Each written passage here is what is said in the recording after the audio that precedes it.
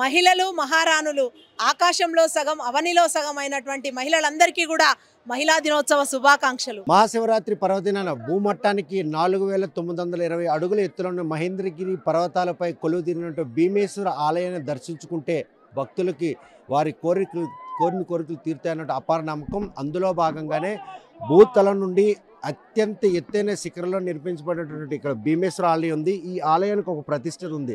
ఆ ఆలయంలో ఉన్నటువంటి సొరంగం ఏదైతే ఉందో ఆ సొరంగం లోపల నుండి కనుక ఎవరైనా లోపలికి వెళ్తే సంతానం లేని వారికి సంతాన ప్రాప్తితో పాటు సత్యశీలతను నిరూపించుకునేందుకు కూడాను ఆ గృహ దోహదపడుతుందని అంటే పురాణం చెప్తా ఉంది.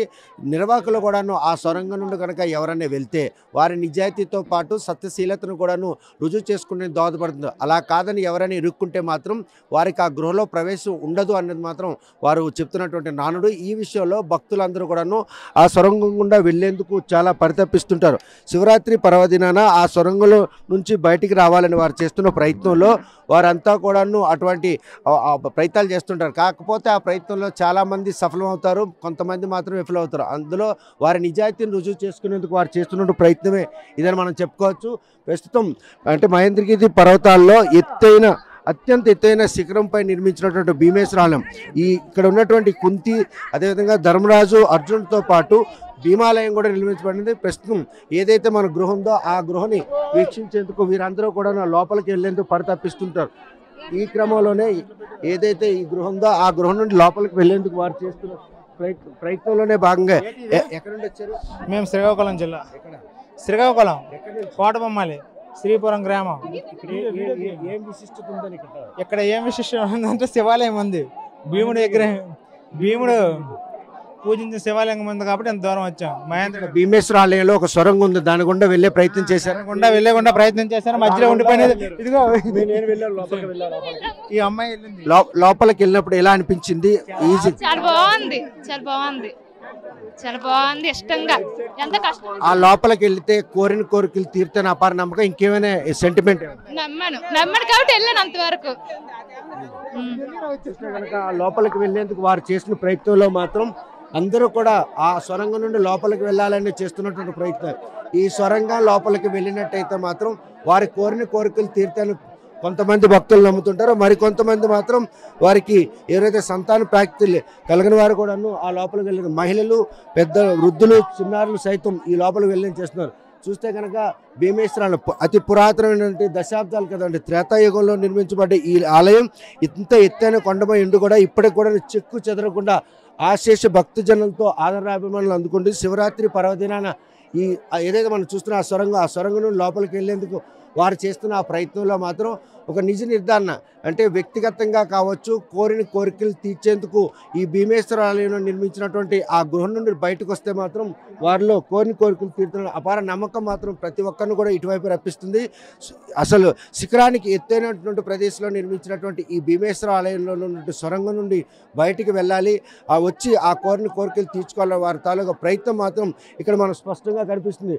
ఆ సొరంగంలోనికి చిన్న పెద్ద అన్నటువంటి తేడా లేకుండా ప్రతి ఒక్కరికి వెళ్లేందుకు చేసిన ప్రయత్నంలో వారికి సంబంధించినటువంటి ఆ శారీరక సౌష్ఠవం ఏదైతే ఉందో కోరిన కోరికలు తీరాలి అనేటువంటి కొంతమంది అయితే కోరికలు తీరిన తర్వాత కూడా ఆ గృహంలోకి వెళ్ళి రాని ప్రయత్నిస్తుంటారు. లక్షల సంఖ్యలో తరలి వచ్చినటువంటి ఈ మహేంద్రగిరి హిల్స్లో మాత్రం ఇది అత్యంత ఎత్తైన శిఖరంలో నిర్మించబడినటువంటి భీమేశ్వర ఆలయం. కుంతి దేవాలయంతో పాటు ధర్మరాజు, అర్జునుడు, భీమాలయం కూడా ఉన్నాయి. నకులు సహదేవులు కూడాను ఆలయాలు నిర్మించారు. మహేంద్రగిరి పర్వతాలపై త్రేతాయుగం నాడు కుంతి ఇక్కడ అంటే పాండవులు వనవాసం చేయడానికి వచ్చిన రోజుల్లో ఇక్కడ వారు ఆవాసం ఉండేలు.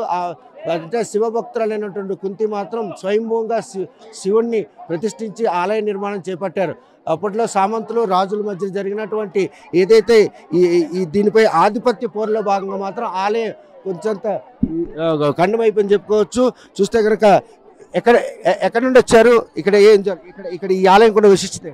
ఆలయం ఉన్న విశేషం అయితే మాకు తెలియదు, కానీ చాలా అంటే చూడడానికి చాలా ఆస్కరంగా ఉంది. ఈ దేవుడు చూడడానికి వస్తున్నాం, కేవలం అందరు ప్రజలు కూడా ఉన్నాం. అక్కడ సొరంగం ఉంటుంది, లోపలికి వెళ్ళే ప్రయత్నం చేస్తున్నాడు. దేనికోసం? అది లోపల అది అంటే ఎవరైనా కోరిక తీర్చుకోవాలనుకుంటే ఆ శివుణ్ణి చూసి, ఆ లింగాన్ని చూసి కోరిక తీర్చుకోవాలి. అంటే దాన్ని చూసి ఏదైనా కోరుకుంటే తీరిపోతుందని ఇది నమ్మకం, అందరి ప్రజల నమ్మకం. చూస్తే కనుక భీమేశ్వర ఆలయంలో కొలువుదీరినటువంటి శివాలయం ఏదైతే ఉందో ఎక్కడ నుండి వచ్చారమ్మా? చూస్తే కనుక వారు కూడాను ఆ దేవుణ్ణి దర్శించుకోవడానికి వచ్చారు. భీమేశ్వర ఆలయంలో శివలింగాన్ని ప్రతిష్ఠించడంతో పాటు భీముడి కోసం నిర్మించినటువంటి ఈ దేవాలయంలో ఏదైతే సొరంగం ఉందో సొరంగం మార్గంలో లోపలికి వెళ్ళి ఆ శివుడిని దర్శించుకోవాలన్నటువంటి వారి అది ఏదైతే ఆకాంక్షకు అనుగుణంగా ప్రతి ఒక్కరూ ప్రయత్నాలు చేస్తుంటారు. ఎత్తైన శిఖరంలో నిర్మించినటువంటి ఈ దేవాలయం మాత్రం నేటికి కూడాను చెక్కు చెదరకుండా ఆశీస్సు భక్తుల ఆదరణ అందుకుంటుంది. భీముడికి ఒక దేవాలయం ఉంది అంటే అది మహేంద్రగిరి పర్వతాలపై కొలువుదీరినటువంటి ఈ దేవాలయంగా చెప్పుకోవచ్చు.